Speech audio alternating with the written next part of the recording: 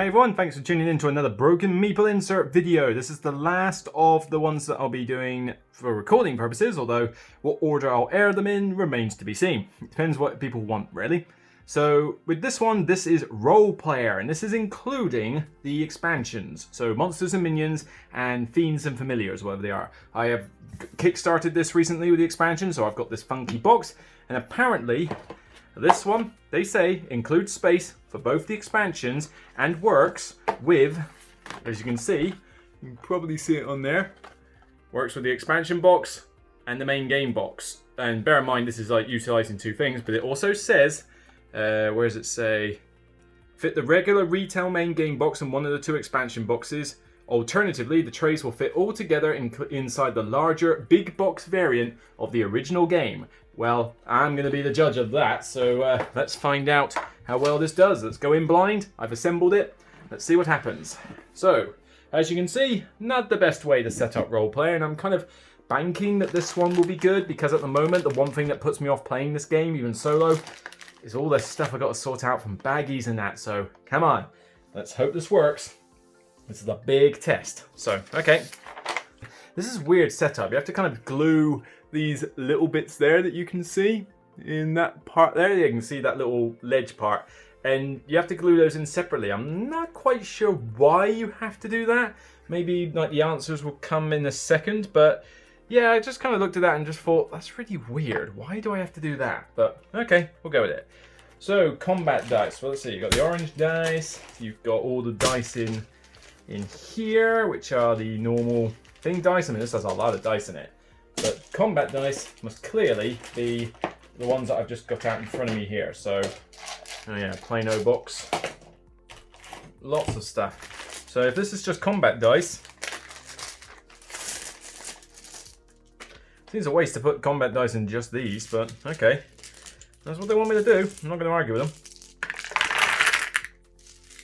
I mean, there is a lot of dice.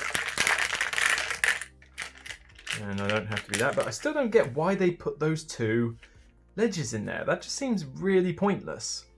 I mean, it's not really helping with the dice setup unless they're implying that you put this in with careful precision, but I don't really think that's necessary nor that desirable. It's kind of odd, but oh well, two dice. We'll put them in there anyway.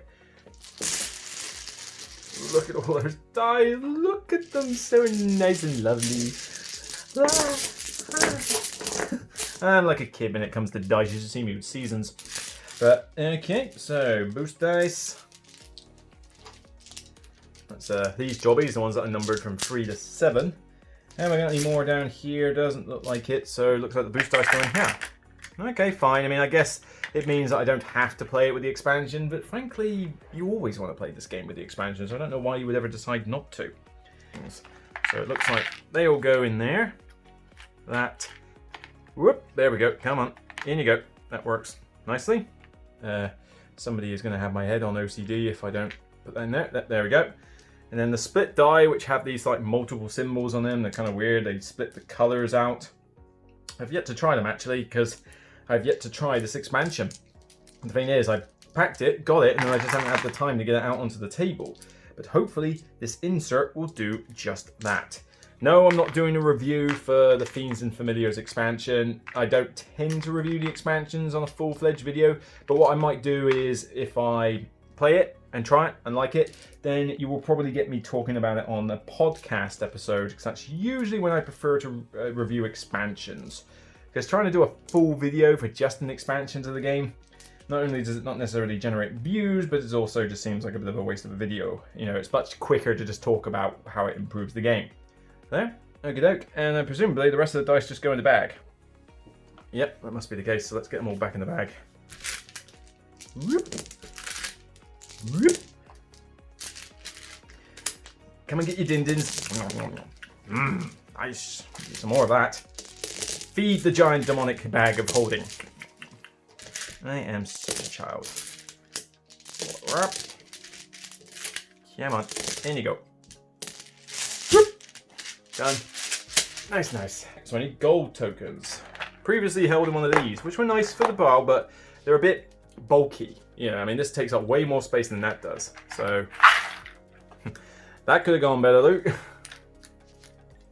There we go. Fine, fine, fine, fine. Whoop.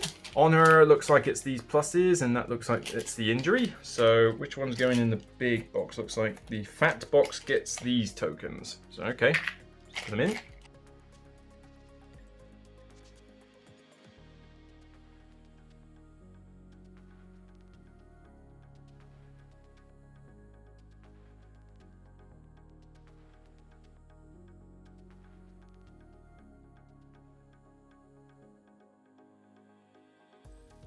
So these are the various monsters, although do they go in there? I suppose they do go in there.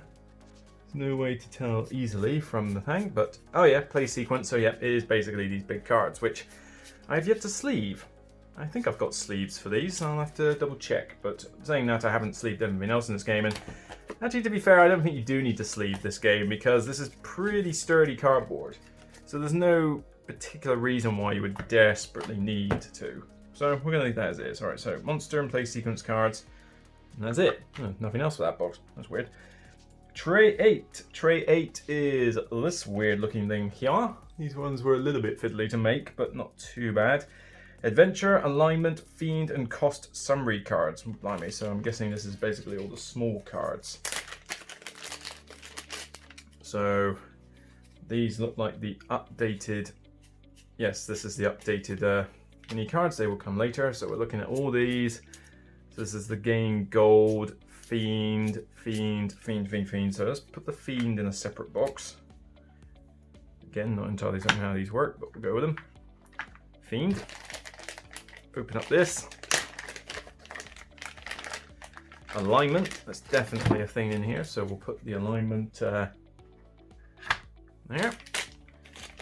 And what else we got? We got Fiend Cost Summary. So it looks like those. So we'll put those in there to join the Fiends. Then Adventure, Alignment, Fiend, and Cost Summary cards. That's all of these I've got to go in there.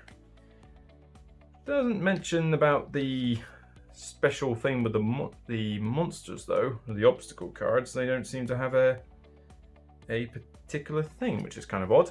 You'd think that they would actually say that on here, but no, it just says adventure. Well, I suppose that's what these are, adventure, so I guess that's how they're determining them, but that's fine. Okay, fine. So I guess we need to have 3 separate piles for ease. So let's put a bunch in there, bunch in there. So that looks easy. And then the big one. Whew, this huge thing. Oh, move along. Move along, move along. There we go. So again, pretty simple box. Let's have a look. Market, minion, backstory, and other medium-sized cards. So basically just everything I haven't already put in the game. So these are all the minions. Those are also minions. Why have I separated them out? Because they are 1 and 2 star minions. So that's probably not a bad idea, Luke. Well done for being smart. I am the schmertz. I am the schmertz. These are all character and backstory ones. So this is all characters. And that's all backstory. So let's try doing them in a separate tray each for now until I realise there's not enough to do that. But I think that's right because there's quite a lot of cards in that. In fact, let's bulk that up with those play sequence cards. And this massive bag is trying to conquer me. It's trying to conquer me. There we go. And this is market. Basically, one giant market. Ones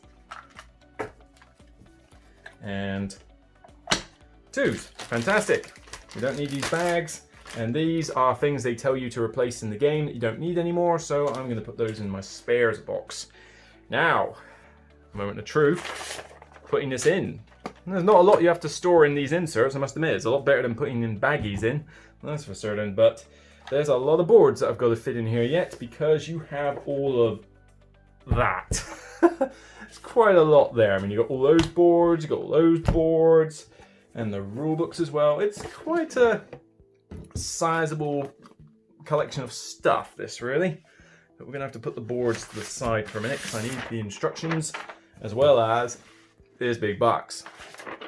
So let's put this here and see what's happened. So the big box version is quite a weird one. And we're going to put this lengthways because this is going to help me with a a diagram I've got here. So, bag tokens I've got to squeeze in down there, but we'll sandwich them in maybe in a minute. Let's get the rest of the stuff in there first. So we have small cards. And there you go. Tray 5. What did tray 5 have? Tray 5 was the monster thing here. So it looks like that's where that's going, which looks like this is where the dice are going. So somehow they've got to squeeze in there and not push out that thing too much, and also not have it spindly things all over the shop, but we'll gloss over that bit. Alright, the boards are going to flatten that anyway nicely.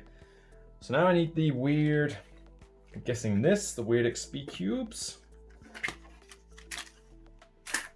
I'll do. And then the fat one on top, which is probably the gold. There we go. On top of that, we need the split die and the marker. Down here, we obviously need the big set of cards. This is all looking very nice and neat. Very nice, nice, nice. Then, where's all the rest of the stuff? So now the boards go on top. Well, actually, no. First, let's do the rest of the trays.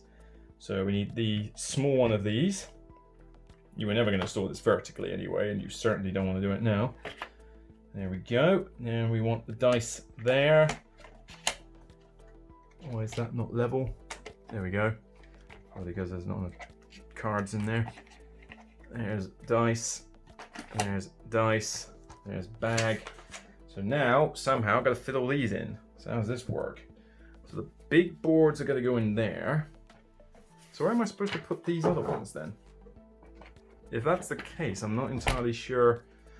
All right, maybe we'll get lucky. Maybe we'll get lucky. Yes, we got lucky. So store these in nicely along the side and you get decent little setup there. So box, 3 rule books, which I wish there was a condensed rule book for the lot, but apparently not. So they really could have done with releasing one. Instructions, because you'd always do that. Don't need the spares, and role player is done. Still flush, still fine. Cards are separated, dice are separated. You can mix and match.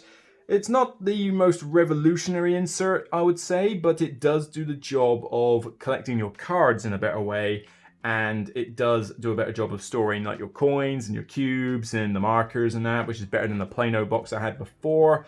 And, you know, you've got the separate bits for the cards as well. It just maybe, is there a way? I suppose it's so you can sleeve them. So maybe I will sleeve them. Maybe I will sleeve the cards and then they'll still fit in the insert because it's clear that there's space for sleeved cards. So it shouldn't be too much of a problem. But I do like having the gold and the dice and that separated. And I like the fact that it all just fits in here with all the boards, which was the bit I was really worried about. So all in all, I'd say that the folded space insert for Monsters and Minions is a solid one. I think if you've got this box and you didn't buy the Meeple Reality insert, Meeple Realty insert that came with it, then you're probably going to be like, ugh, could use an insert because putting baggies in here is just not as good.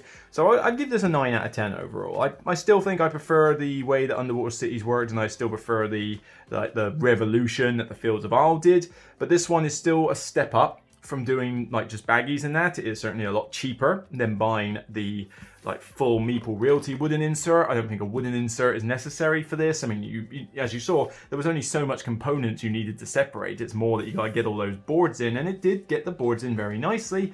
It still feels nice and weighty. It's not stupidly heavy though, and it's catered for both expansions. So again, I didn't even need to worry about the spares because they're just going to go in the box. Basically, the Fiends and Familiars tells you to replace certain cards for balance. But yeah, all in all, pretty solid. And that is a wrap for the Role Player folded space insert. Let me know in the comments what you think of the DSLR and the smartphone setup. If it's a particularly good one, then you might see some solo plays come in the future, and it would be good to do that. So far, as I experiment with this, the only problem I am noticing is that outside the noise is picked up slightly by the DSLR microphone and easily by the smartphone microphone, because this is not a directional mic, which means that if people outside decide, like my neighbor wants to do any construction stuff, or if there's noisy kids, it's going to pick those up. So I've got to be very selective when I do these. We're probably talking, say, do these in the late evening, as long as there's no parties, should be pretty good. But I'm going to wrap things up. I'll let you tell me more about what you thought of the picture and the visual quality. So that's it for me. I'll see you on the next Broken Meeple video. And remember, as always, it's only a game. Take care. See you soon.